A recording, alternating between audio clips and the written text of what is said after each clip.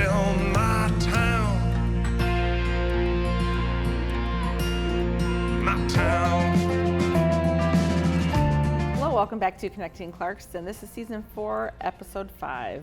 Today, Katie and I are sitting down with 2 community members. One thing they have in common is teaching. So we'll get to Joette Kunse, who is no stranger to Independence Television or to the community, obviously. Joette's everywhere. You've seen her. She does all the things. Welcome. Thanks for joining us. And Allie Dennis, who is a teacher at the junior high. You were just telling us 3 classes: journalism, yearbook, and honors English. Did I get that all right? Yes. And also a Clarkston grad. Oh, yeah. right? Yeah, 2009. All right. Let's go. Okay, that's pretty exciting. Yeah, go Wolves. Go Wolves. We're just going to sit here and chit chat about being a student at Clarkston schools. That's what this episode is about. The end. The purpose of this episode has morphed a few times in the last few minutes. It has morphed several times. But like all of our episodes are all focused on Clarkston and the community and how all the really interesting people and how we're supporting each other and all the things that are great that are happening in our community. So Joette, you've been involved in a zillion different things, but today let's talk about the Wreaths Across America. Wreaths Across America, and then America 250. If we could focus on those 2. And Clarkston Garden Clubs. Okay. Wreaths, whatever we can get to. Whatever we can get to. I feel like your resume is so 3 long things. with all the volunteering and all the involvement. And I mean, as a community, we all obviously appreciate it. But let's start with the Wreaths. Tell us about that. Wreaths Across America honors veterans in the cemetery. The Sashawa Plains DAR, Daughters of the American Revolution, has always placed wreaths or taken orders for wreaths for Great Lakes Cemetery, which is a national cemetery, obviously mostly all veterans and some spouses. But when I was involved with the historic part of working in the cemetery at Lakeview Cemetery across from Deer Lake, I was told there are 1,152 veterans in that cemetery. That cemetery, I think, has 9,000 graves at the moment, closing in on 10,000. But that's probably 11 or 12% of the cemetery. That's a lot. So Great Lakes was only opened in the early 2000s, late 1990s. So everyone that was a veteran before that is buried, that wanted to be, was buried at Lakeview Cemetery. And we have two American Revolutionary War soldiers and their families. We have a War of 1812. We have about 50 to 60 Civil War veterans. And then I think there's a Spanish-American War fellow there. And then veterans from World War I, II, Korean War, Vietnam War, Afghanistan War, and the Iraqi War, and Kuwait. We have to have Kuwait in there too. So there's a lot of more current veterans. So every year the DAR sells wreaths. They're $17. We work with a national organization called Wreaths Across America, and they're in 4,000 cemeteries across the nation. This gentleman went to Washington, D.C. when he was 12 years old. One of the stops was Arlington National Cemetery. And he went back, and he actually was a grower of greens, shall we say. And he had some left one year, and he started this in the 1990s and brought them to Arlington National Cemetery. So when you see, it's especially great looking at the snow, the gravestone, and the wreath. And so we take orders for both Lakeview and Great Lakes, as well as Arlington, if somebody has somebody in Arlington. So $17. And you can have it placed on your veteran's grave. And we always say their name, because if you say their name, they're never forgotten. And so this is a big thing with the Daughters of the American Revolution. We're a very patriotic organization. So patriotism, education, and historical preservations are the three things. So this is one of the things that we can support veterans. We have a program at noon on December 13th, which is Wreath Across America Days. R.C. Miller, who is a veteran of Vietnam and also a member of the VFW, of North Oakland VFW, is helping us. So we're not doing it all by ourselves. You always have other people involved. And we place about 200. We don't have 1,100. We can't place one on everybody's grave. But we have about 200. We're hoping for 300 this year. And so if anybody's interested and would like to, purchase a wreath, or 4 wreaths, or 10 wreaths, whatever, they can contact me, and I hope we can just put my email up after that and my phone number. Yeah. And, we represent Sashaba, Plains, Daughters of the American Revolution.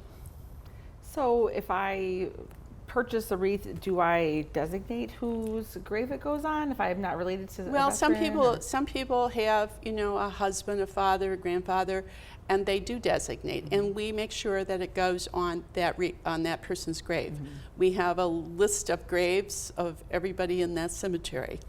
But sometimes there are people who would say, I'm going to buy 4 wreaths, put them on veterans' graves. Just whoever. Okay. And that's where, we go out and stake out. It's a lot easier at Great Lakes, but we just put little red flags.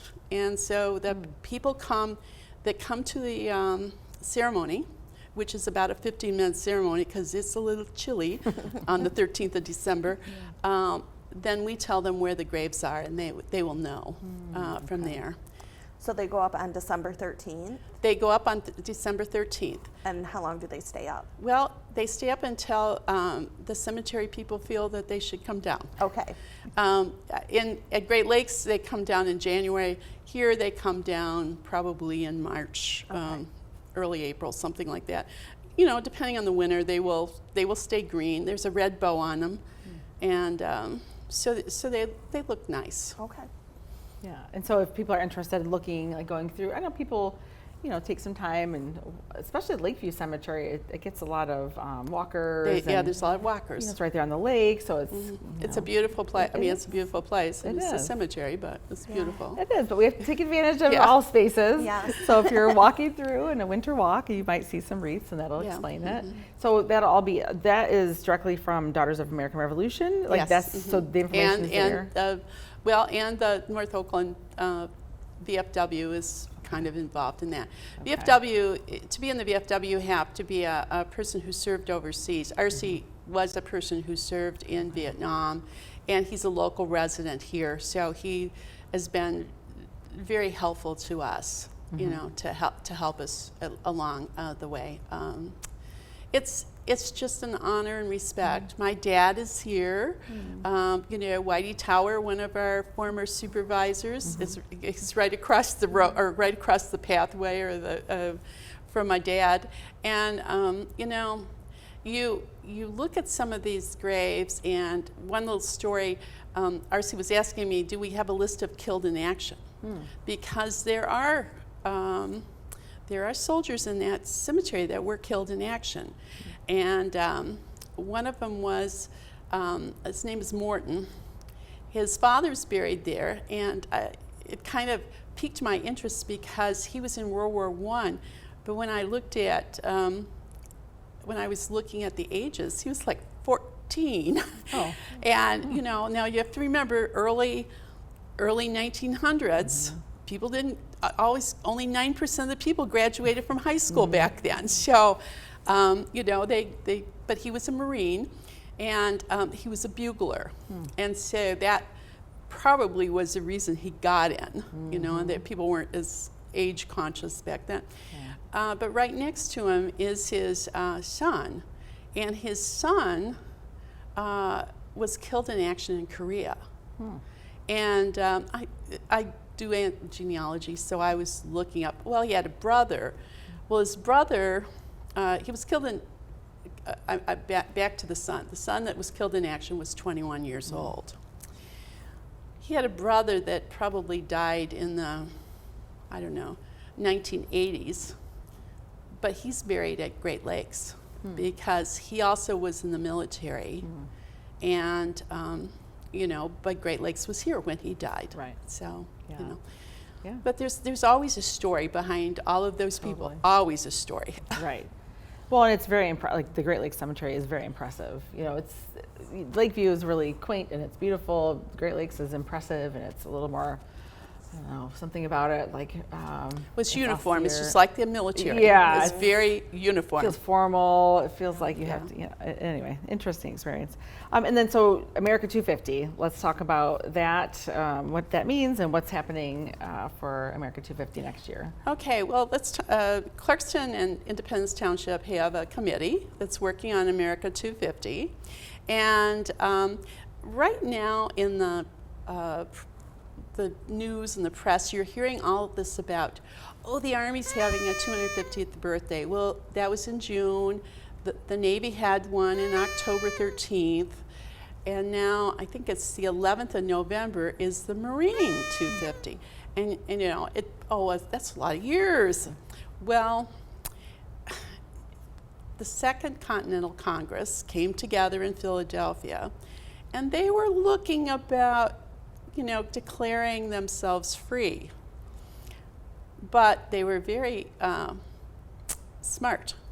If we're gonna say we're gonna be free, we better have a military. Now, America 250 is July 4th, 2026, but you have these 3 branches of service that are 250 years old in 2025. So they were prepared. And if you think about Concord and Lexington, the battles of Concord and Lexington, they were in April of 2025.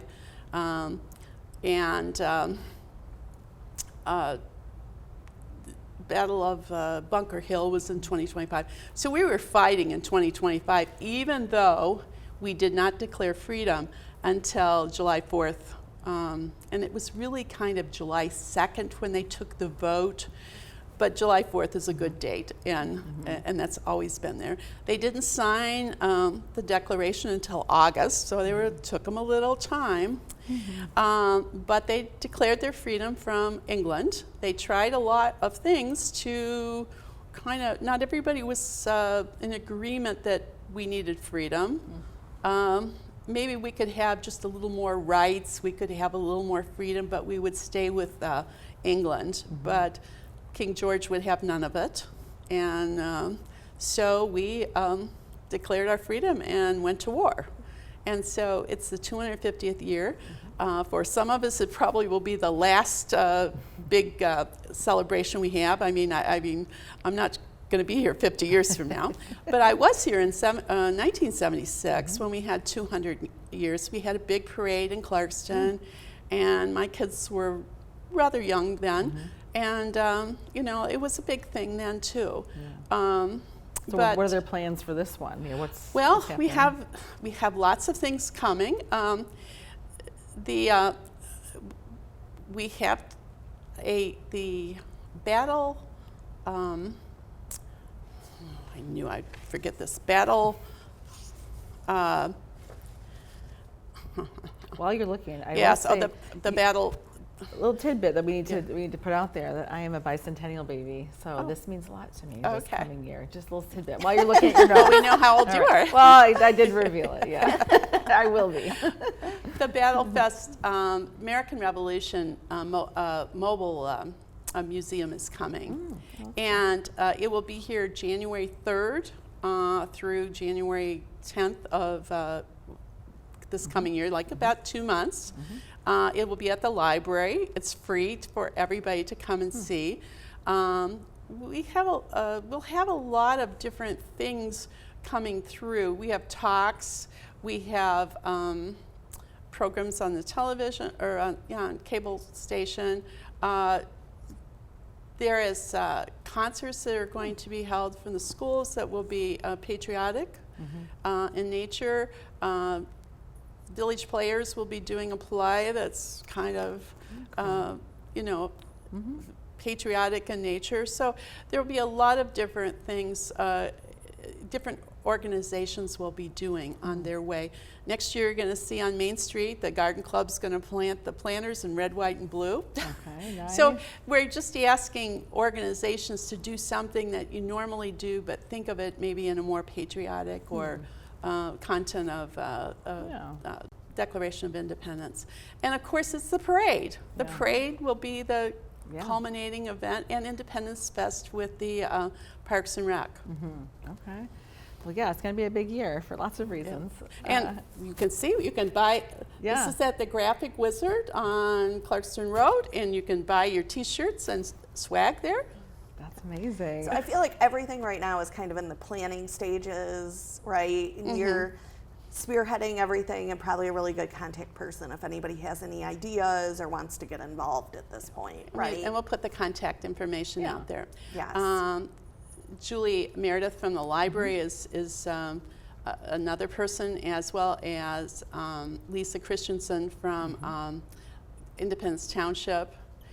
We are going to have some $250 grants for organizations to do something, so that will give them a little bit of money to do something in their whatever realm they're in. Yeah, and well, Allie, we talked to you about before the show about maybe involving some of your journalism students, and maybe, I know we didn't really talk about this too much, but is there something you could think of how they could get involved, like getting the younger people involved a little bit? Yeah, I think one of their favorite types of writing is feature stories and being able to interview both their peers and community members. So I think it would be interesting to do a feature story edition on America 250 and maybe like, what does America mean to me? And being able to highlight those different stories and those different experiences that everyone has. So. And you guys publish an actual newspaper, like a Yes, we talk about have a that. digital newspaper that we do weekly publications, or sometimes bi-weekly depending on what they're writing. But we try to publish on a weekly basis. I have a class of 18 students, so sometimes they'll partner up and write an article together, and then sometimes they'll publish on their own. Do they ever get in connection with the Clarkston News? Is there a partnership At there? the moment, no, but I have had my honors English classes publish various opinion editorials in the Clarkston newspaper, and that is one of the reasons I really wanted to start a journalism class, because the students loved being able to put their voices out in the community.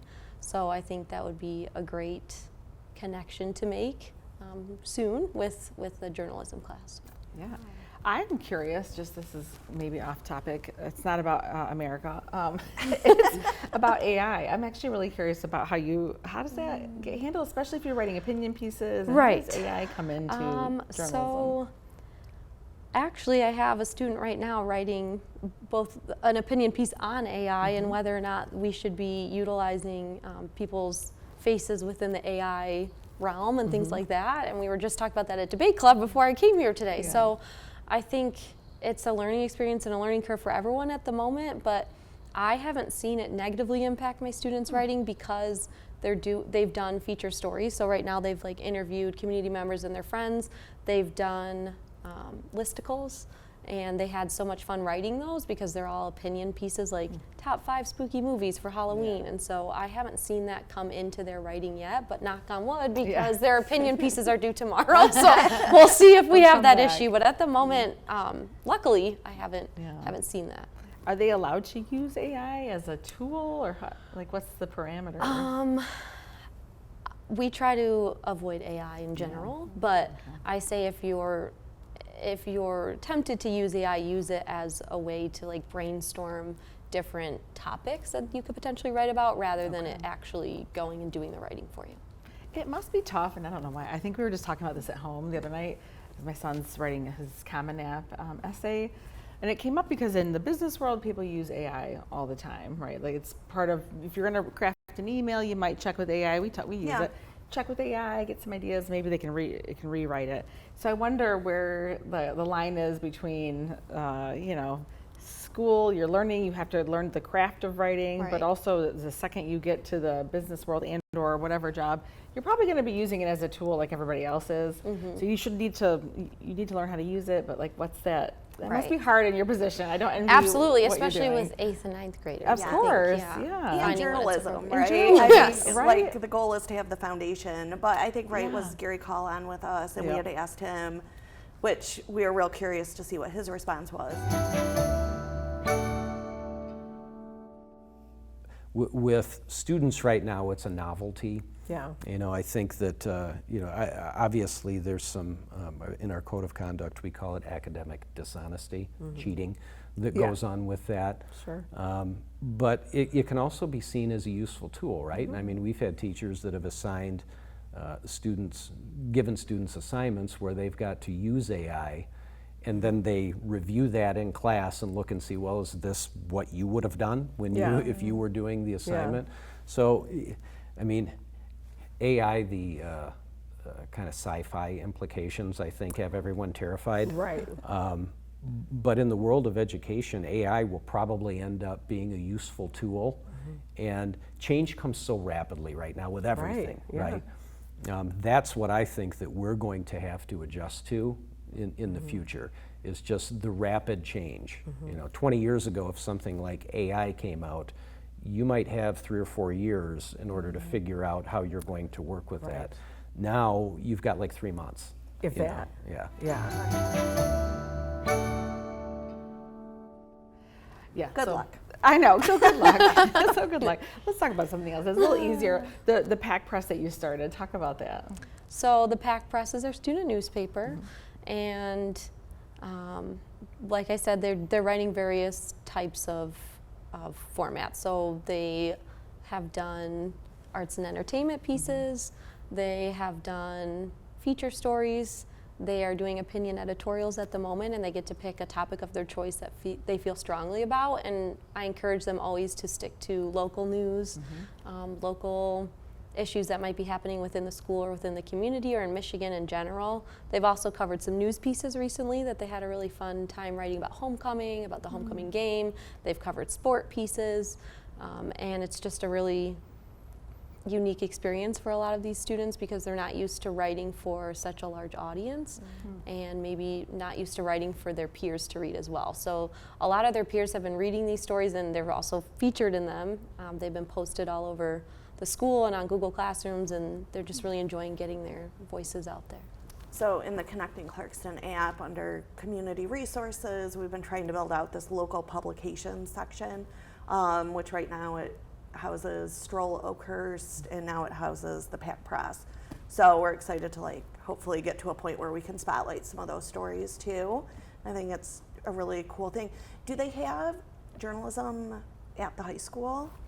At the moment they do not, Okay. but I know they're working to get it at the high school as well. Okay. So hopefully that will be Yeah. starting up soon. You're just like a feeder program. You're getting it Yeah, started. yeah, we're the guinea pigs, Yeah. but hey, it's going really Good well. for So you yeah. guys. And we talked.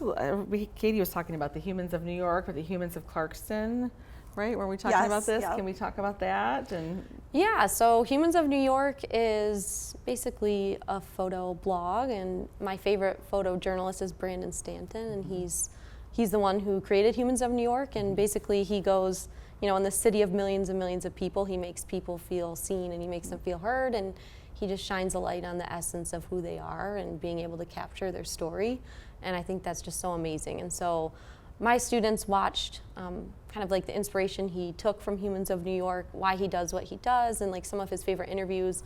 They've looked at his work, and then our goal was to go out into our school and do a Humans of CJHS edition, and we did that a few weeks ago, and they all had to pick a different person, whether it was a teacher, a staff member, a student, and then my goal was to always get their voices even further, so I wanted to send us out into the community so that they could talk to people they don't see on a daily basis. And we were lucky enough to be able to walk to downtown Clarkston last week and interview some Clarkston residents. So thank you for being a part of that. Yes, Yeah. happy to well, do that. I think you interviewed my husband too, because he comes home and he was like, some of these students just randomly yes. showed up at Oh, our show. And he's like, and they just started asking me Well, questions. thank you to your husband for participating as well. Well, I had no idea. And then Katie we were talking, and she said, we're actually going to talk to the teacher who was in charge of that. I'm like, oh my gosh, I got to tell my husband. It's hilarious. Yeah, but I mean, their goal is just to capture a piece of somebody's story. And We also use like the Great Questions from StoryCorps, which is a nonprofit organization that captures like American stories. So that kind of reminded me of America 250 as well. But just these questions that make an impact on people. Things like, how do you want to be remembered? And things that you wouldn't typically have a conversation about, or that kids of that age wouldn't tend to talk about. Well, my interviewers asked me to tell a funny story from my childhood, I believe. Okay. And I came up with nothing. And I still have nothing. I don't know. I mean, I've got tons of them, but they're just not. They just weren't coming to That mind. was everything That's else okay. I could answer. That I was like, do you have a funny story from your childhood? And then they told me theirs, and I still sat there. And more Use one of those. inspiration. No. Where will that be? Will the public be able to see So those? yeah, And yeah. how Right is- now, anyone can go to cjhsnewspaper.com at any time because the kids love seeing more, because we can track how many people are viewing their posts or their articles and how much traction we get on the website. But anyone can go at any time and read that. They're still working on those articles at the moment, but we're hoping to have those published by next week. So And then- those are articles, they're not video. No, they're snippets? going to be feature stories on our website. So they took people's photos and they got quotes from them, and then they're going to do mini feature stories on them, and then we're going to be printing the photos and some of their favorite quotes that they gathered, and we'll have like a Humans of Clarkston exhibit at the library. Oh, how cool! When will that be available? Or Well, that is to be determined, but probably within the next month. Oh, very cool. So the Humans of New York, the New York one, was that always, or did that transition to videos at some point? Because I saw a compilation video. But Yeah, it's mainly photographs and quotes that he gets from them, but I know he's done a few video series and video blogs. And that was a while ago, right? That Yeah, he still posts all the Does he still time. do Yeah, it's still happening, but yes, it's been for a long. I mean, I've been following him for over 10 years. Yeah, and he has a book too. He has isn't there? many books. Yeah, Yeah, he's amazing. okay. Yeah. It is a really cool, way to shine, like you said, shine a light on people and like make things more human and bring humanity and back. make them feel like they're not just a number in a mass crowd. But Yeah, that's amazing. So all of this work, so the best part, or the best place for the community to see and support the students' work is, say it again. cjhsnewspaper.com. Newspaper. And the kids really like it if people comment on their work. We've only had a few comments so far, but if you go under the staff section, you can see by each staff member which stories they've written, and you can add comments on any of their stories that you enjoyed or have questions about. Cool. That's very cool. I like that. And I wonder if the exhibit you were talking about that's coming to the library, The American Revolution mobile the mobile exhibit. unit, yeah. When is that coming? January 3rd through the 10th. They'll only be here for a week. Oh, just Yeah. so they might coincide. It's a week after you come back from Christmas holiday. Yeah. Okay, so there's lots So of how are they reasons. going to be? I mean, how are you going to display them at the library? We're going to just print out large photos on like glossy stock paper, and we'll be putting like their quotes underneath it. We're setting it up like Humans of New York. So he always has like a photo or a couple of photos and then a key quote from the person he interviewed. That's very cool. Well, I feel like you're shining a light on when you do the work at the cemetery with the wreaths. You know, that it's more like a legacy and the connection to people that are still here, and it's like the full circle of shining a light on people in our community and then their relatives, and then just honoring, the contribution that they've made, and just kind of the full circle of it kind of makes me kind of happy to know that we've got it's all being covered here in Yes. Clarkston. We're all kind of working together and taking it from different angles, but it's really about shining lights on people here. Before we wrap up, Joette, can you tell us about the Clarkston Farm and Gardens wreaths and roping sale? Well, yes, Clarkston Garden Club is, we're not the oldest club, the Rotary is, but we've been here since 1948. I've not been there, but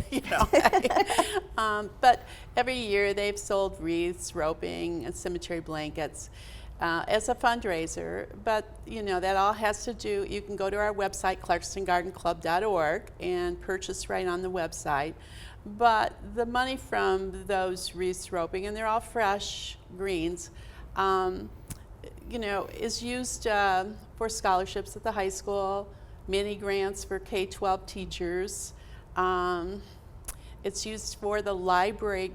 All the library gardens are done by the garden club, as well as the Main Street planners. And then we give money to our community gardens, not a lot, but some. And we give a sizable chunk to the Clarkston Family Farm because they are teaching kids environmental relationships, planting, gardening, all of those things. And so those are things that we're sort of old, and we, but they have the kids and they have the ability to do that. So that's kind of what we're doing. I think it's November 10th, I'm sorry, is the last day to order. And you will have them before Thanksgiving. We have it at one of our members' homes, and you can pick it up there. We deliver. If you talk to a garden club member, they will take your order and they will deliver it to your house. So that's the best way to go. But it's we had a Union Joints yesterday gave us a call, so we're really happy to help them decorate their restaurant locations. And so it is a community thing. I mean, years ago, and I don't know how many years ago, but probably in the 70s maybe, they used to sell it out of the union. I mean, because the union wasn't there. So, but basically we have it at people's homes, and they pick it up on a Saturday. We, if you order online, but if you order from a member, we deliver. Okay. Well, I feel like you guys are celebrating both people and our country, and that's super fun, and we're all going to be looking forward to. I can't wait to see all the Humans of Clarkston stuff. That's really cool. Thank you both for being here. Yeah, We thank you. appreciate it. Yeah, Appreciate it. Thank you.